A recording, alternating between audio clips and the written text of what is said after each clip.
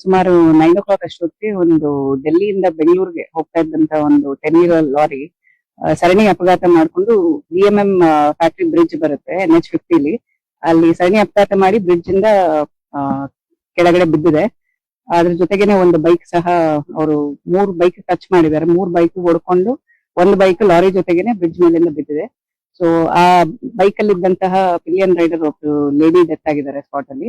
ಮತ್ತೆ ಬಸ್ಗೂ ಟಚ್ ಮಾಡಿದೆ ಲಾರಿ. ಮತ್ತೆ ಇನ್ನೊಂದು ಹಿಂದೆ ಒಂದು ಲಾರಿ ಇದು ಬೈಕ್ ಟಚ್ ಮಾಡಿದಂತಹ ಒಂದು ವ್ಯಕ್ತಿ ಸಹ ಪಿಲಿಯನ್ ರೈಡರ್ ಯಾರಿದ್ರು ಒಬ್ರು ಮೇಲ್ ಸಹ ಡೆತ್ ಆಗಿದ್ದಾರೆ.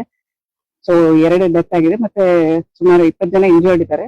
ಸೊ ಅವ್ರನ್ನ 6 ಜನನ ಹೆಚ್ಚಿಗೆ ಟ್ರೀಟ್ಮೆಂಟ್ ಗಾಗಿ ಕೊಪ್ಪಳಿಗೆ ರೆಫರ್ ಆಗಿದ್ದಾರೆ. ಮತ್ತೆ 14 ಜನ ಇಲ್ಲಿ ಡಿಸ್ಟ್ರಿಕ್ಟ್ ಹಾಸ್ಪಿಟಲ್ ಇದ್ದಾರೆ.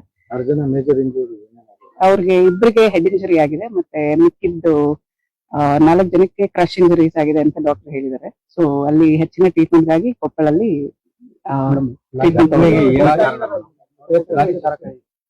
ಲಾರಿ ಚಾಲಕ ಸಿಕ್ಯೂರ್ ಆಗಿದ್ದಾರೆ.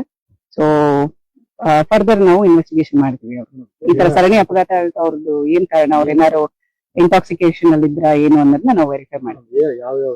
ಈಗ ಅವರು ನಮ್ಗೆ ಇವಾಗ 3 2 wheeler ಹೊಡೆದಿದ್ದಾರೆ. ಮತ್ತೆ ಒಂದು KSRTC ಬಸ್ಗೆ ಮತ್ತೆ ಒಂದು ಕ್ಯಾಂಟರ್ಗೆ. ಇಷ್ಟು ವೆಹಿಕಲ್, ಒಂದು ಕಾರ್ ಸಹ ಹೊಡೆದಿದೆ.